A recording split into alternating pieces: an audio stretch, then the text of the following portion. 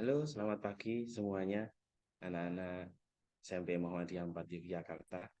Semoga ini nanti bisa membantu kalian untuk memahami dan belajar terkait dengan persiapan ujian sekolah tahun pelajaran 2022-2023 untuk kelas 9 ya. Nah, di sini Pak Rizka mencoba untuk membantu kalian menjabarkan kisi-kisi disertai dengan contoh soal yang nanti bisa kalian pahami secara keseluruhan. Untuk yang pertama ini nanti mungkin tidak sampai nomor 35 karena ada 35 nomor. Jadi ini saya jelaskan dulu, nanti akan ada video kelanjutannya. Gitu ya.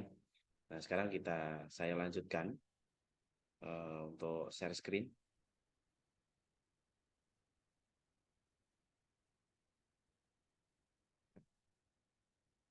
Oke, sudah tampil semuanya? Maka langsung saja kita bahas satu persatu. Mulai dari yang pertama. Ini ya, soalnya di sini berhubungan dengan pembelahan sel. Tahap-tahap pada pembelahan sel, perhatikan gambar berikut. Di sini ada gambar K, L, M, dan N. Di sini yang ditanyakan adalah urutan tahapan pembelahan sel yang tepat. Nah, urutan tahapan pembelahan sel ini kan ada 4 fase ya. Jadi tahapan pembelahan sel itu yang dimaksud ada 4 fase, yaitu namanya fase pembelahan sel. Fase pembelahan sel itu ada 4. Yang pertama itu adalah profase, yang kedua adalah metafase, kemudian yang ketiga adalah anafase, yang keempat adalah telofase. Nah, ini adalah tahap pembelahan selnya, ada 4. Nah, sekarang kita lihat dari profase, metafase, anafase, telofase itu ciri khasnya yang mana, kan begitu. Pertanyaannya kan begitu ya. Nah, yang dimaksud dengan profase itu masih dalam bentuk satu sel. Dia baru istilahnya membran selnya baru pecah. Nah, kalau kita lihat dari gambar ini, yang pertama yang namanya profase itu adalah yang L. Ini ya, ini adalah profase. Ya, ini kalau kita lihat kromosomnya dia mulai berpasangan sehingga membran selnya dia pecah begitu ya, rusak. Kemudian setelah profase ada tahap metafase. Metafase itu bagaimana? Metafase itu dia terbentuknya benang-benang spindle. Kemudian ciri khas utamanya adalah kromosomnya atau kromatidnya itu berada di tengah atau di daerah ekuator. Nah, ini ya ciri khasnya begitu. Ya, ciri khas utamanya adalah ketika kromatidnya atau kromosomnya itu berada di daerah ekuator, itu adalah pada tahap metafase. Berarti yang K ini adalah metafase. Nah, gitu. Kemudian berikutnya KL, kemudian KL. Oh, berarti ya sudah ini kan jawabannya KL. Nah, sekarang kita lihat KL yang mana kok salah ini pilihannya yang kurang tepat ini kayaknya. Ya, tapi nggak apa-apa. Sekarang nanti kita lihat untuk yang berikutnya itu adalah tahap yang N, gitu ya. Tahap N itu adalah tahap apa? Tahap anafase. Anafase itu ciri khas utamanya apa? Yaitu benang-benang kromatidnya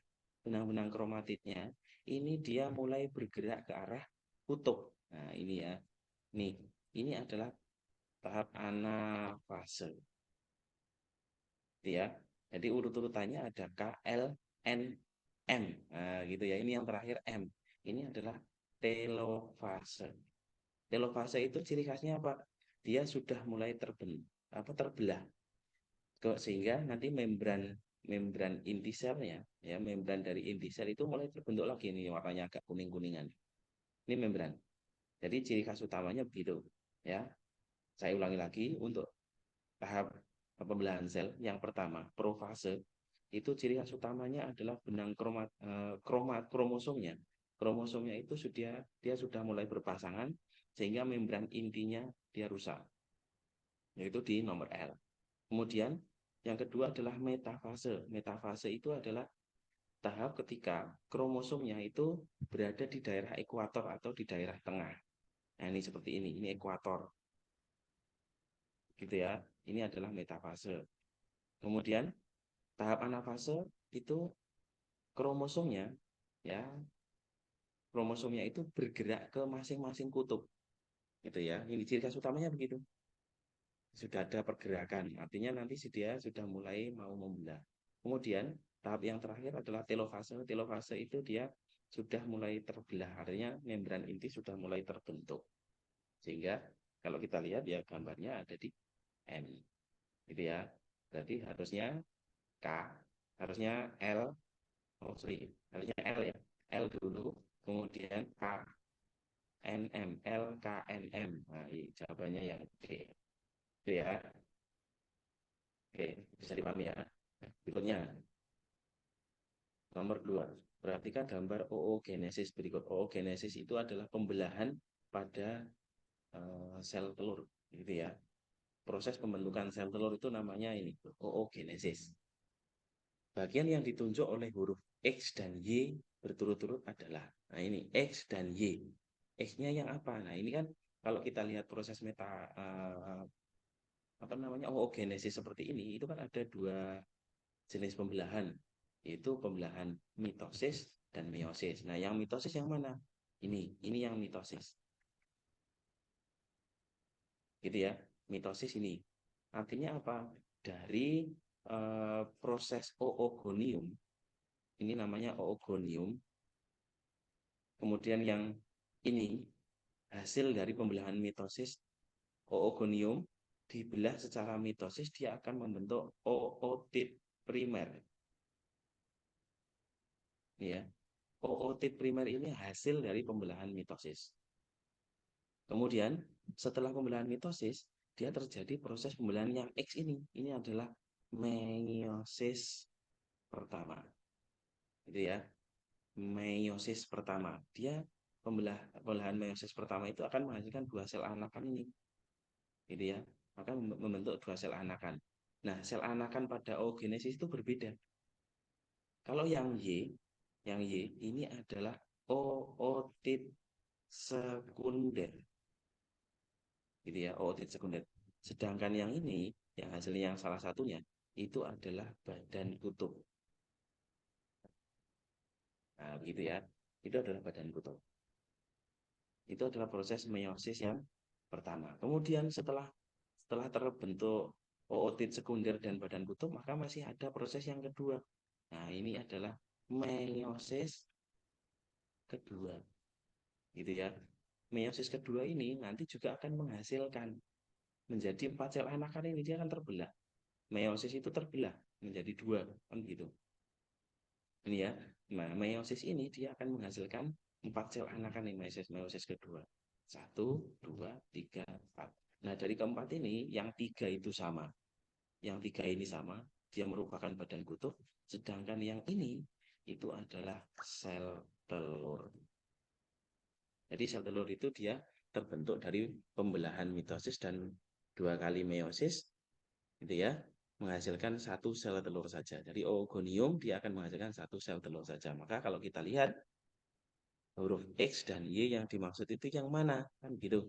Berarti X-nya itu adalah meiosis pertama, sedangkan Y-nya itu adalah ootit sekunder. Maka jawabannya yang C. Gitu ya. Oke, kita lanjut.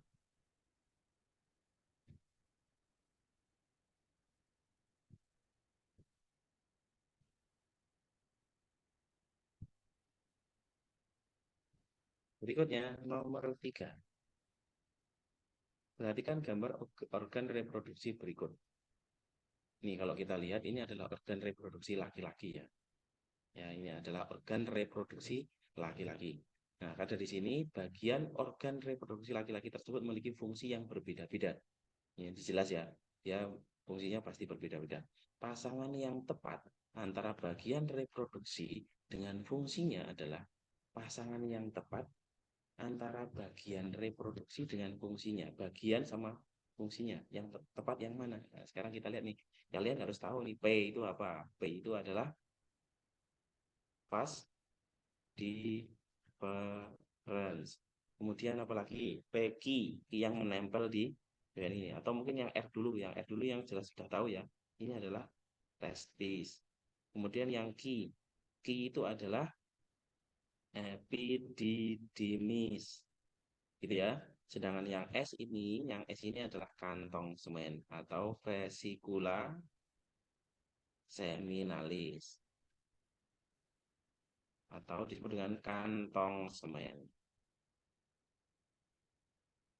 gitu ya. Gitu. Maka kira-kira yang mana? Sekarang kita lihat pilihan jawabannya nih. P sama dengan 4.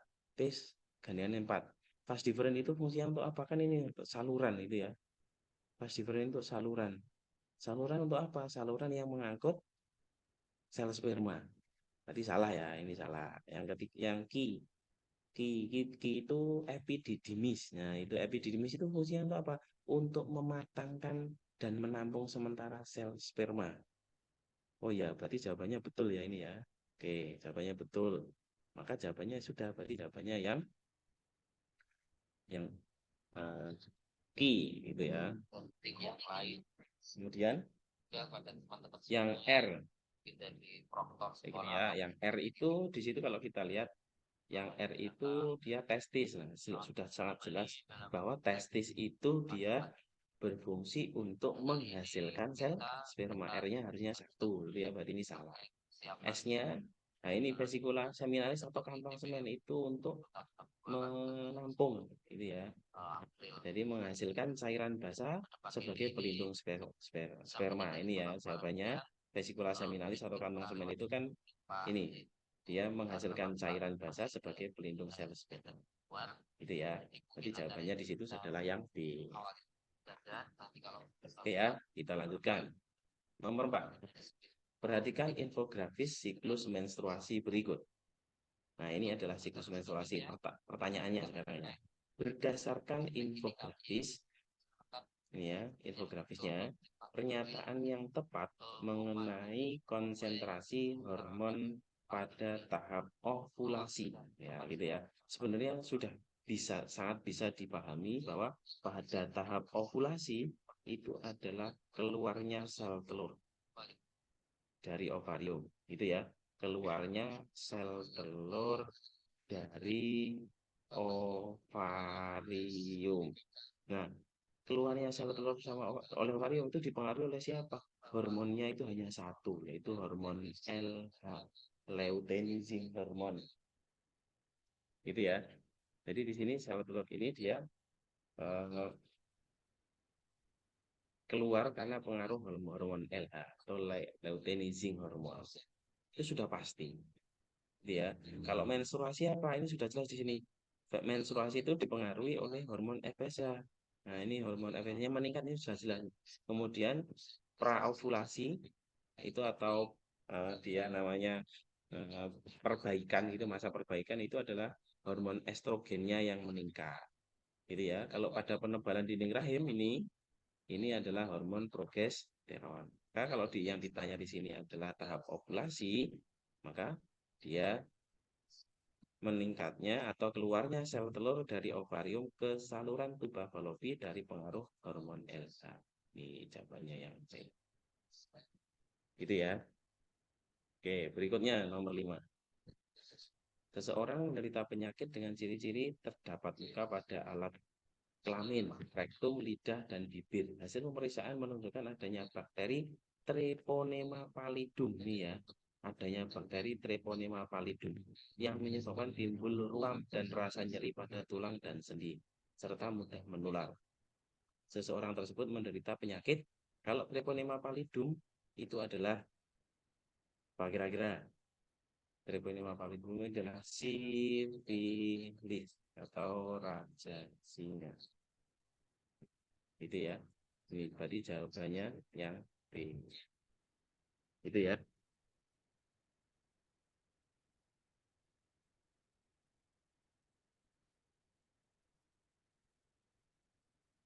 Kita lanjut. Nomor 6. Gitu ya. Perhatikan kasus budidaya tanaman berikut. Menanam pisang gampang atau susah? Kan gitu ya. Itu pertanyaannya. Apa namanya? Judulnya begitu. Masyarakat pada umumnya menganggap pisang tidak memerlukan teknik budidaya yang rumit, termasuk pemupukan, sehingga petani sekedar menanam meskipun pisang berkontribusi terhadap pendapatan keluarga.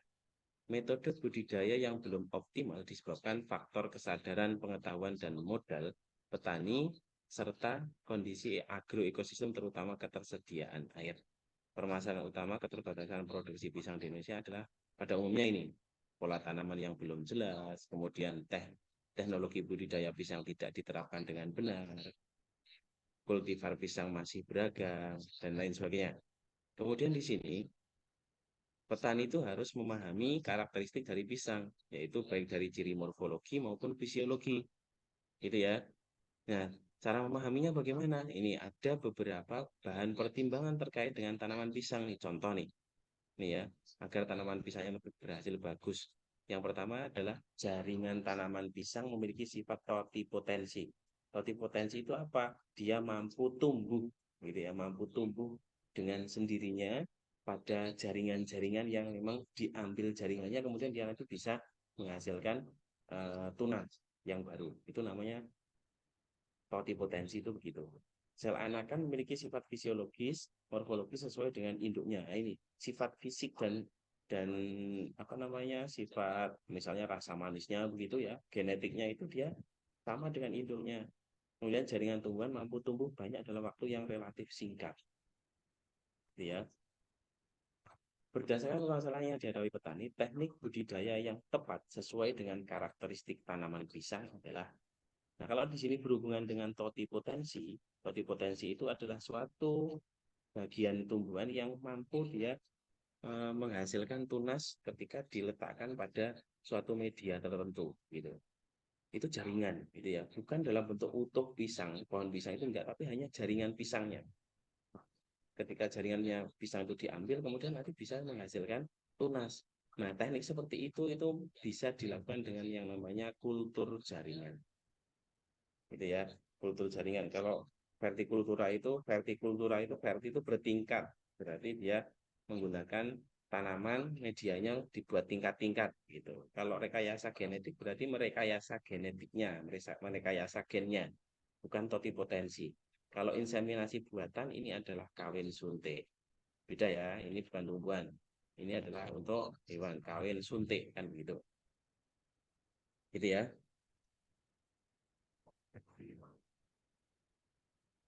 Kemudian nomor 7 berikutnya. Perhatikan gambar berikut. Berdasarkan asal serbuk sarinya, penyerbukan yang ditunjukkan pada gambar secara berurutan adalah penyerbukan. Nah, sekarang kita lihat nih. Kalau kita lihat ini, seperti ini, ya kan, nomor satu ini ya, nomor satu itu kalau kita lihat, oh ternyata dalam satu bunga saja. Berarti dalam satu bunga itu adalah persilangan atau penyerbukan sendiri. Gitu ya. Itu kalau si nomor satu dia dalam satu bunga. Tapi kalau yang nomor dua ini dia beda tanaman tapi masih satu bunga. Beda tanaman tapi masih satu bunga. Itu namanya penyerbukan silang. Gitu ya. Oke. Nomor tiga. Nomor tiga ini dia dalam satu bunga, apa namanya, satu jenis bunga, tapi dari masih satu tanaman. Gitu ya. Satu bunga tapi masih satu tanaman, satu jenis bunga satu tanaman juga, ini namanya penyerbukan tetangga, gitu ya. Maka jawabannya yang mana? Nomor satu sendiri, nomor dua silang, tiga tangga. Sendiri silang, jawabannya A, gitu ya. Oke, berikutnya nomor 8. Penyerbukan yang dibantu oleh angin disebut dibantu oleh angin, gitu ya. Penyerbukan dibantu oleh angin disebut dengan apa? Kalau hidro jelas ya, hidro itu air. Kalau anemo, anemo itu apa? Anemo itu angin, gitu ya. Anemogami itu angin. Antro itu adalah dibantu oleh manusia. Sedangkan ento ento itu dibantu oleh serangga. Gitu ya. Jadi tolong dipahami, hidro itu sudah jelas, hidro itu adalah air ya. Maka itu dibantu oleh penyerbukannya, dibantu oleh air, anemo dibantu oleh angin, antro dibantu oleh manusia, sedangkan ento itu dibantu oleh serangga. Gitu ya. Oke, berikutnya nomor 9. Perhatikan gambar berikut. Pasangan penyebaran biji yang tepat ditunjukkan oleh pasangan penyebaran biji. Jadi biji itu kan bisa disebar, gitu ya, disebar oleh dibantu dengan manusia, hewan, air, angin, gitu ya. Pasangan penyebaran biji yang tepat ditunjukkan oleh ini. Kalau kita lihat antro sama kayak tadi ya, antrogami kan penyebaran biji dibantu oleh manusia. Kalau antropokori itu adalah penyebaran biji dibantu oleh manusia nih. Ya ini antropokori. Ya antropokori dibantu oleh manusia. Berarti satu pasangannya dengan ini kalau kita lihat ini dia menanam jagung. Gitu ya. Nih, itu ada di huruf S. Kemudian yang kedua, zookori atau hewan. Hewan itu sudah jelas dibantu oleh nah ini dia makan apa namanya ini musang, gitu ya. Musang makan biji kopi atau luwak. Luwak itu dia makannya biji kopi sehingga nanti namanya ada kopi luwak itu ya. Berarti P pasangannya 2. Ya ini ke sini. Satu dengan yang S. Gitu ya. Berarti S sama dengan 1. Berarti P sama dengan 2.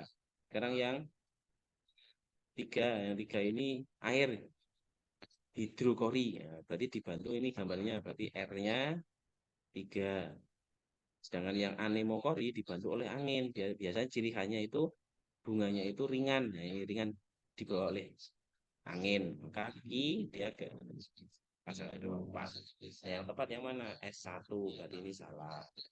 P1 ini juga salah. R1 salah. I4 betul, R3 betul. Jawabannya D. Gitu ya. Kita lanjutkan. Nomor 10. Perhatikan tabel deskripsi berikut. Ini ya, tabel deskripsi. Ini ada teknik 1, ada teknik yang kedua. Kita lihat pertanyaannya dulu. Berdasarkan deskripsi metode perkembangbiakan hewan pada tabel, teknik metode perkembangbiakan hewan pada teknik 1 dan 2 yang tepat adalah. Nah, sekarang kita lihat nih sekarang. Nah, teknik 1, suatu cara atau teknik untuk memasukkan mani atau sperma atau semen yang telah dicairkan dan telah diproses terlebih dahulu yang berasal dari ternak jantan ke dalam saluran alat kelamin betina menggunakan metode atau alat khusus yang disebut dengan insemination gun. Nah, itu sudah jelas nih. Berarti ini kira-kira apa namanya? Inseminasi buatan. Nah, begitu ya. Inseminasi buatan itu adalah kawin suntik. Maka menggunakan insemination gun ini. Oke, kawin suntik, inseminasi buatan. Berarti yang ini kan itu ya. Teknik 2 upaya awal dilakukan dengan menggunakan sel embrio, inti DNA diekstraksi dari sel embrio dan ditanamkan ke sel telur yang belum dibuahi. Proses pembuahan dirangsang dengan memberikan kejutan listrik. Nah, ini ada kejutan listrik ini. Kalau ada kejutan listrik ini pasti dia adalah cloning. Gitu ya. Contohnya adalah domba doli. Nah, gitu ya. Maka jawabannya jelas, jawabannya yang C. Gitu ya. Berikutnya, nomor 11. Bacalah informasi tentang materi genetik berikut. Ilmu tentang keturunan yang pelajari tentang berbagai problematika manusia seperti kesehatan, cacat lahirnya jasmani maupun mental, pewarisan ciri-ciri dan kelainan bawaan. Bahkan sampai merekayasanya. Kita ketahui bahwa kehidupan manusia berawal dari pertemuan sel sperma laki-laki dan sel telur wanita. Kan begitu ya. Menghasilkan suatu bentuk yang telah dibuahi disebut dengan zigot, yang dalam psikologi Islam itu disebut dengan nuftah, yaitu air mani sperma yang keluar dari sulbi atau tulang belakang laki-laki lalu bersarang di rahim perempuan. Sperma dan sel telur disebut sel benih. Sel mengandung 46 kromosom yang dibentuk menjadi 23 pasang. Ya, gitu ya. Kalau dia 46 kromosom itu adalah 46, tapi kalau pasangan itu ada 23. Karena kromosom itu biasanya memang selalu berpasangan, gitu ya. Dalam setiap pasang kromosom, gen manusia terdiri dari 23 molekul DNA panjang yang kita lihat sebagai kromosom di bawah mikroskop. Semua bayi punya 22 pasang kromosom biasa atau satu pasang yang terdiri dari 22 gen dari ibu dan satu pasang dari ayah. Berdasarkan informasi tersebut, jumlah gen pada manusia adalah, yang ditanya adalah gen pada manusia atau kromosom. Kan ada 46 kromosom, ada 23 pasang kromosom. Kan gitu. Ada 46, ada 23 kan begitu ya. Nah, yang berarti ini yang ditanyakan adalah pasang. Nah, yang pasang itu terdiri dari apa? Yang 22 itu namanya autosom atau sel tubuh. Sedangkan yang satu pasang itu adalah gonosom atau sel kelamin. Ini sel tubuh, yang ini sel kelamin. Kan begitu ya. Berarti jawabannya 22 pasang autosom, satu pasang gonosom. Ya, jawabannya B. Itu ya. Nomor 12. Perhatikan bagan persilangan monohibrid berikut. Jika sesama F1 disilangkan, perbandingan fenotip keturunannya adalah, nah ini monohibrid ya. Kalau di kisi-kisi itu kan pada monohibrid. Nah, di sini untuk persilangan monohibrid itu ada apa ya, istilahnya ada satu sifat beda saja. Kalau ini ada merah sama putih, ini ya, sudah jelas nih ya, merah sama putih. P1-nya itu ini, gitu ya. Kemudian di sini genotipnya ada R besar, dan R kecil. Kalau kita ambil gametnya itu ini. Kalau R besar, itu gametnya itu adalah yang ini ya. Oke, saya ulangi lagi. R besar itu hanya punya satu gamet karena sama, maka ditulis saja R besar. Sedangkan yang R kecil karena dia juga punya satu gamet saja, yaitu R kecil, maka akan menghasilkan, nah, F1-nya ini. Itu ya, R besar, R kecil, yaitu menghasilkan merah muda. Ini adalah proses intermediate. Nah, yang ditanyakan perbandingan fenotip. Fenotip itu yang tampak. Itu ya, sifat yang tampak. Yang tampak itu yang mana? Yang warna merah atau putih ini, atau yang merah muda, kan begitu. Nah, padahal di sini yang disilangkan adalah F1, sesama F1. Berarti R besar, R kecil ini disilangkan. Makanya sudah, R besar, R kecil disilangkan dengan R besar, R kecil. Kita tentukan gametnya. Gametnya itu kalau R besar, R kecil ya berarti R besar sama R kecil. Ini R besar, R kecil.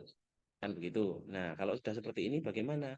Karena ini monohibrid ya dibuatkan tabel oke-oke saja. Gitu ya. Ini ya, ini gamet. Berarti ada R besar, ada R kecil. Ini juga ada R besar, ada R kecil. Kita silangkan. Kita silangkan ya. Coba saya ganti warnanya. Berarti ada R besar, ada R besar, R kecil, R besar, R kecil, sama R kecil, R kecil. Maka di sini hasilnya bagaimana? Nah, kalau ada R besarnya ya sesuai dengan induknya. Ini warnanya merah. Sedangkan yang ini, ya, yang ini itu kan sama, tapi ada dua. Ini adalah merah muda. Kenapa kok merah muda? Karena induknya ini induknya itu kan R besar, R kecil itu kan merah muda. Sedangkan yang R kecil itu adalah putih. Maka perbandingannya yang merah itu ada satu, yang merah muda ada dua, yang putih itu ada satu. Maka perbandingan ini yang disebut dengan perbandingan fenotip. Maka jawabannya adalah yang itu ya. Oke, kita lanjutkan. Nomor 13. Ini adalah persilangan dua sifat beda. Gitu ya, dua sifat beda. Bulat kuning merupakan genotip dominan. Bulat kuning, yang ini yang dominan ya. Jika F1 disilangkan dengan sesamanya, seperti pada P2, seperti ini, pasangan fenotip genotip hasil persilangan F2 adalah pasangan fenotip. Berarti kan kita harus mencari ini ya. Ini kan kalau di sini ada 4 sifat beda, ada 2 sifat beda itu pasti kan ada 4 gamet masing-masing. Ini ya.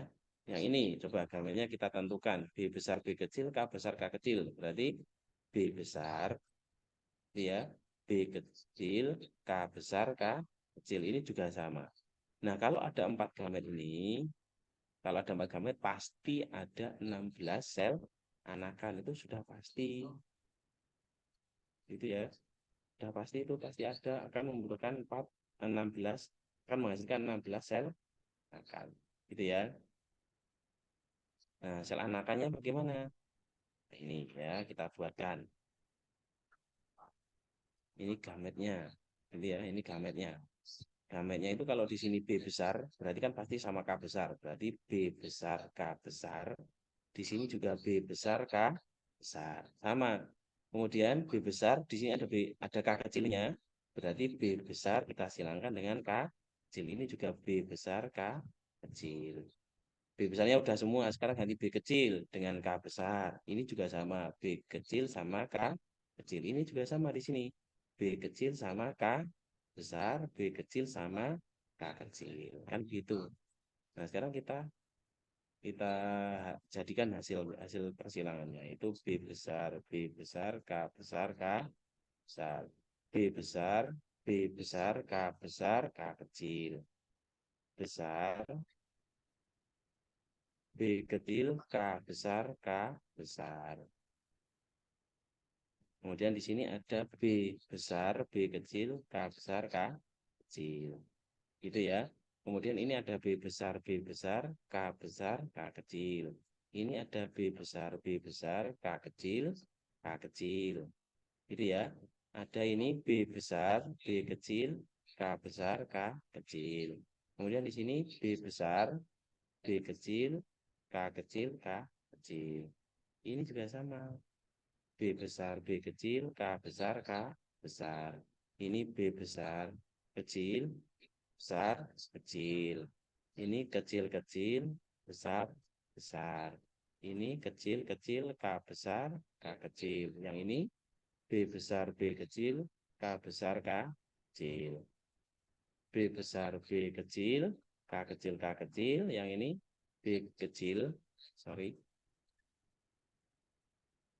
Ini kalau ini K kecil ya.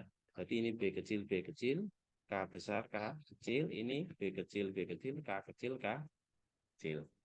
Nah, yang benar yang mana? Bulat kuning.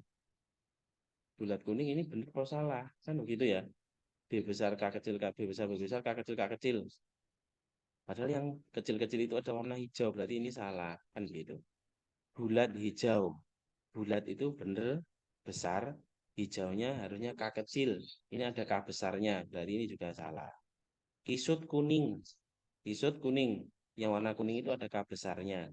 Oh, berarti ini ada K besarnya. Ini yang betul. Ya, kalau kisut hijau, ini ada besarnya, berarti harusnya ini bulat. Kuning, ini juga harusnya kuning. Berarti ini juga salah. Maka jawabannya yang C. Itu ya. Ada di mana ya? Ada di sini. Itu ya. Yang ini mana? Yang C itu. B kecil, K besar, K kecil. Yang mana? Yang ini. Ini ya. Kalau kita lihat, yang ini nih jawabannya. Yang ini. Ini atau ini. Gitu ya. Betul. Itu ya. Ada dua. Oke, berikutnya. Nomor 14. Perhatikan tabel penyakit pada manusia berikut. Penyakit kelainan yang terpaut seks. Terpaut seks itu maksudnya bagaimana? Yang biasanya itu berhubungan dengan keturunan atau menurun. Menurun ke anaknya, gitu ya. Nah, yang mana? Albino, panu nggak mungkin ya, albino jelas ya. Kemudian hemofilia itu adalah air yang susah, apa namanya, darah yang susah membeku. Kalau albino itu kulitnya putih, gitu ya. Kulitnya putih semua itu loh, sampai warna rambutnya juga ikut putih itu ya. Itu ada itu. Itu albino itu juga menurun. Hemofilia juga sama, itu darah sukar membeku. Kemudian buta warna juga sama. Herpes genitalis itu penyakit kelamin, berarti ini bukan. Maka jawabannya adalah satu, satu, 3, 4, 1, 3, dan 4. Oke, itu ya jawabannya. Oke, kita sampai di nomor 14. Saya stop dulu ya. Kita lanjutkan di video berikutnya. Namun, Pak Rizka itu selalu mengingatkan ke kalian bahwa soal yang saya susun ini baru sebatas apa ya istilahnya prediksi. Jadi ya nggak tahu nanti di soal yang asli seperti apa, maka coba belajar alternatif lain seperti tadi kayak organ reproduksi, bagian-bagian organ reproduksi itu kalian pelajari juga yang perempuan kan gitu ya, harus harus kalian pelajari juga yang perempuan, yang wanita. Itu. Oke ya. Mungkin itu langsung lanjut ke video yang kedua ya. Dadah.